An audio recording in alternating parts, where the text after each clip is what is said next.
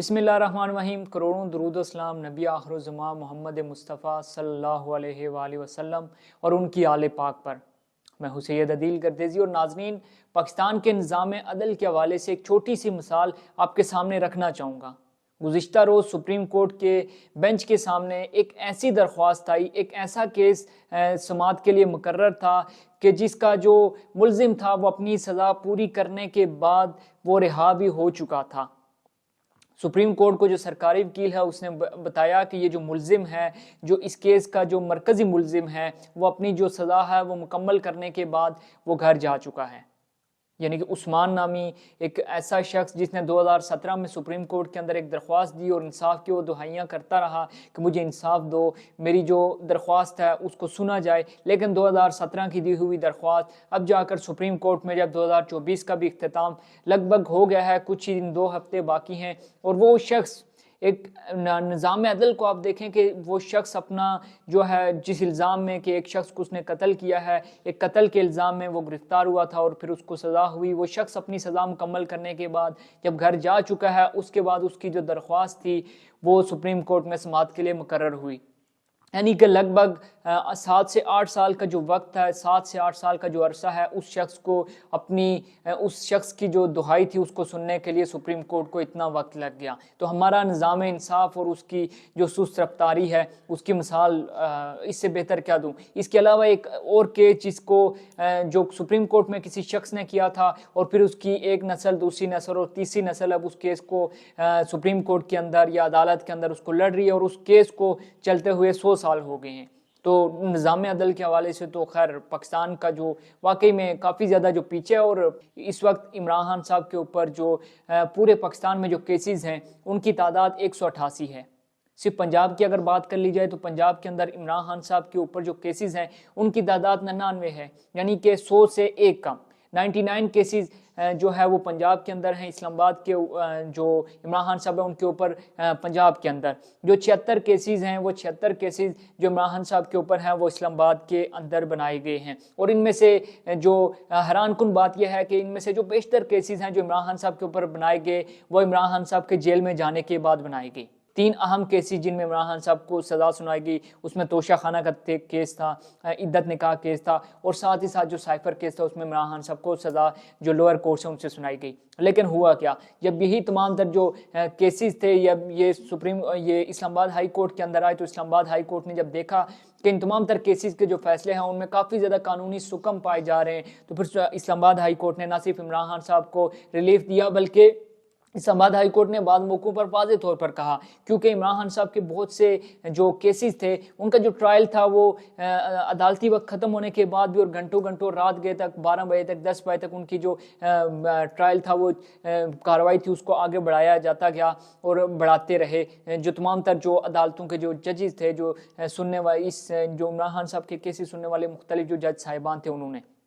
اب ہوا کیا، اب آنے والے دنوں میں ممکنہ طور پر ایک اور کیس ہے جس میں عمران خان صاحب کو سزا ہو سکتی ہے، 190 ملین پاؤنڈ کیس اور القادر کیس، یعنی کہ ایک ایسا کیس جس میں نیب بھی اس چیز کو مانتی ہے، پروسیکیوشن بھی اس چیز کو مانتی ہے کہ عمران خان صاحب نے جو یہ 190 ملین پاؤنڈ کیس ہیں، یا پھر جس کو القادر ٹرسٹ، ایک یونیورسٹی عمران خان صاحب نے ایک ٹرسٹ قائم کیا تھا عمران خان صاحب نے اپنے دورے حکومت میں، اس سے عمران خان صاحب نے یا ان کی اہلیہ بشریٰ بی بی نے ذاتی طور پر تو کوئی فائدہ نہیں اٹھایا، لیکن چونکہ ظاہر سی بات ہے کوئی بھی اچھا کام کریں تو اس کو آپ کو اس کی قیمت تو چکانا پڑتی ہے۔ اہم بات یہ بھی ہے کہ 23 دسمبر کو جب اس کیس کا فیصلہ سنایا جائے گا، جج ناصر جاوید رانا صاحب اس کیس کا فیصلہ سنائیں گے، تو 24 دسمبر سے جو سردیوں کی چھٹیاں ہیں وہ اسلام آباد ہائی کورٹ میں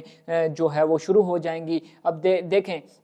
ایک ایسا وقت جب 23 تاریخ جو مقرر کی گئی ہے اور 24 تاریخ سے اسلام آباد ہائی کورٹ کی چھٹیاں شروع ہو رہی ہیں، تو یہ ایک ایسا ٹائم فریم اس کو سیٹ کیا گیا ہے کہ اگر 23 تاریخ کو عمران خان صاحب کو سزا جو کہ ممکنہ طور پر سنائی جائے گی وہ سنائی جاتی ہے، تو 24 تاریخ کو عمران خان صاحب جو ہیں وہ اسلام آباد ہائی کورٹ کے اندر جو ہے وہ اس کی اپیل نہ کر سکیں، اور اس دوران جب تک چھٹیاں ہیں عمران خان صاحب کو کسی بھی ڈیل کے لیے یا کسی بھی مذاکرات کے لیے آمادہ کیا جا سکے۔ تو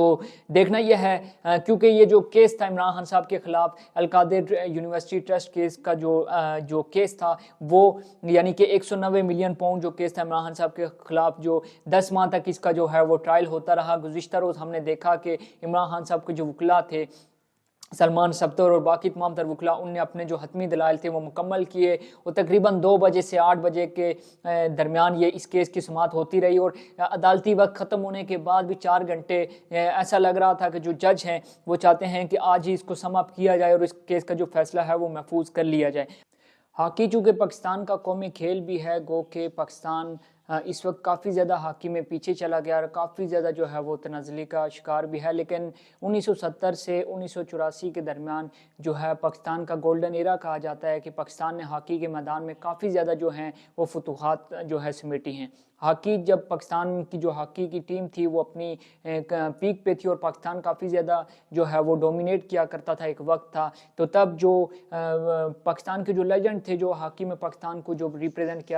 کیا کرتے تھے، ان میں جو سمیع اللہ تھے اور کلیم اللہ، گراؤنڈ کے اندر جب بھی جو وہ کھیل رہی ہوتی تھی پاکستان ٹیم تو 2 لوگوں کا نام بہت زیادہ پکارا جاتا تھا، جس میں کلیم اللہ اور سمیع اللہ تھا۔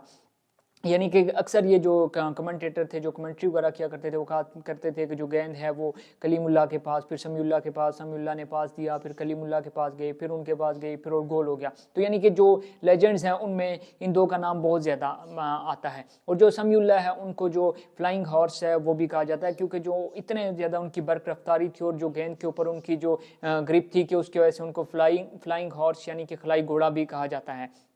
اب جو سمیع اللہ ہیں جو لیجنڈ ہے پاکستان کے ہاکی میں، جن نے ایک نام کمایا اور پاکستان کا نام جو ہے انٹرنیشنلی طور پر اور عالمی سطح پر جو ہے پاکستان کا نام جو ہے وہ روشن کیا، ان کا جو ایک آبائی گاؤں ہے ان کو ٹریبیوٹ پیش کرنے کے لیے ان کے آبائی گاؤں جو بہاولپور ہے اس کے اندر ایک جو ہے اسٹیچو ان کا جو ہے اس کو نصب کیا گیا تھا۔ پہلے ہم نے دیکھا کہ جو کچھ چور تھے وہ ان کی ہاکی لے اڑے، پھر ان کی بال لے اڑے، پھر دوسری بار پھر سے ان کی ہاکی اور بال دونوں لے کر اڑے، لیکن اس بار کیا ہوا، اس بار جو چور تھا وہ ان کا جو ہاکی اور بال تو نہیں لے کے گیا، لیکن اس بار وہ پورے کا پورا جو جنگلہ تھا، وہ جو پاکستان کے ایک لیجنڈ ہے جو پاکستان کو عالمی سطح پر ریپریزنٹ کرنے والے ایک شخصیت ہے جس نے پاکستان کو ہاکی میں نہ صرف ریپریزنٹ کیا بلکہ پاکستان کی ہاکی کو بلندی تک پہنچانے میں بڑا ہی ایک اہم کردار ادا کیا۔ ان کا جو مجسمہ تھا اس کے ارد گرد جو لگی ہوئی ایک وہ جنگلہ تھا اس کو بھی اکھاڑ کر لے گئے۔ تو میرے خیال میں اس طرح کا جو رویہ ہے چند جو لوگ ہیں یا چند جو ایک مٹھی بھر جو عناصر ہیں ان کی طرف سے اس طرح کا رویہ اور خاص طور پر جو اس طرح کا جو کیا جاتا ہے، میرے خیال میں یہ کافی زیادہ قابل مذمت ہے۔ ایکس کی یوزیج 2% سے بھی کم لوگ کرتے ہیں پاکستان کے اندر۔ جو ہماری آئی ٹی منسٹر ہیں شیزہ فاطمہ، ان نے قومی اسمبلی کے اندر جو ہے وہ بریفنگ دی اور ان نے کیا کہا، انہوں نے سب سے پہلے تو یہ کہا کہ جو پاکستان میں جو ٹویٹر یعنی کہ جو موجودہ ایکس ہے اس کو استعمال کرنے والوں کی جو تعداد ہے وہ صرف 2% ہے، یعنی کہ صرف پورے پاکستان میں 2% لوگ ایسے ہیں جو کہ ٹویٹر استعمال کرتے ہیں، اور اگر یہ بند ہے تو اس کا بالکل بھی یہ مطلب نہیں کہ آزادی اظہار رائے پر پابندی لگا دی گئی ہے۔ جتنا آزادی اظہار رائے پاکستان میں ہے وہ کسی اور ملک میں نہیں ہے، لیکن شاید وہ اس وقت بھول گئی تھیں ارشد شریف صاحب کے حوالے سے، سمی ابراہیم صاحب کے حوالے سے، عمر دراز گوندل کے حوالے سے، یا باقی تمام تر صحافی جن کے اوپر مختلف قسم کے جو ہیں وہ مقدمات بنائے گئے، اور جو ہرمیت سنگھ ہے ان کے اوپر مختلف جو صحافی حضرات ہیں ان کے اوپر نہ صرف کیسز بنائے گئے بلکہ جو صحافی جو ارشد شریف صاحب ہیں ان کو نیروبی کینیا کے اندر نہ صرف شہید کر دیا گیا بلکہ ان کو پاکستان کی جو زمین تھی ان کے اوپر جو تھی اس کو تنگ کر دیا گیا تھا۔ بلکہ انہوں نے یہ کہا کہ پاکستان میں صرف 2% لوگ ہیں جو ٹویٹر استعمال کرتے ہیں، اور پاکستان میں جو سب سے زیادہ استعمال کیا جانے والے جو ایپس ہیں ان میں فیس بک اور جو ہے وہ ٹک ٹاک ہیں۔ تو جو حکومت کے جو اس وقت اتحادی ہیں انہوں نے پھر کافی زیادہ اس چیز کو اس پر اظہار تشویش کیا۔ سب سے پہلے جو شازیہ مری ہیں انہوں نے یہ کہا کہ جب آپ لوگ مختلف قانون لا رہے ہیں، مختلف جو چیزیں آئیں وہ پیش کر رہے ہیں، کافی زیادہ جو آرڈیننس پیش کیے جا رہے ہیں، کافی زیادہ آرڈیننس لائے جا رہے ہیں، اور یہ کہا جا رہا ہے کہ ہم پاکستان کو جو ہے وہ ایک گلوبل سٹی بنانے جا رہے ہیں، پاکستان کو ڈیجیٹل کرنے جا رہے ہیں، لیکن جس ملک میں انٹرنیٹ نہ چل رہا ہو۔ پھر عبدالقادر پٹیل جو ہیں پاکستان پیپلز پارٹی کے، انہوں نے گفتگو کی اور انہوں نے کہا کہ باقی ڈیجیٹل بنانا تو بعد کی بات ہے، پاکستان کے اندر نہ صرف کوئی پکچر ڈاؤن لوڈ نہیں ہوتی، کوئی وائس نوٹ ڈاؤن لوڈ نہیں ہوتی، نہ ہی جو مختلف ایپس ہیں وہ کام کر رہی ہیں. تو آئی ٹی منسٹر نے اس حوالے سے سب اچھے کی رپورٹ دی اور کہا کہ نہیں کوئی اتنا بڑا مسئلہ نہیں ہے. جب یہاں پہ SCO کانفرنس چل رہی تھی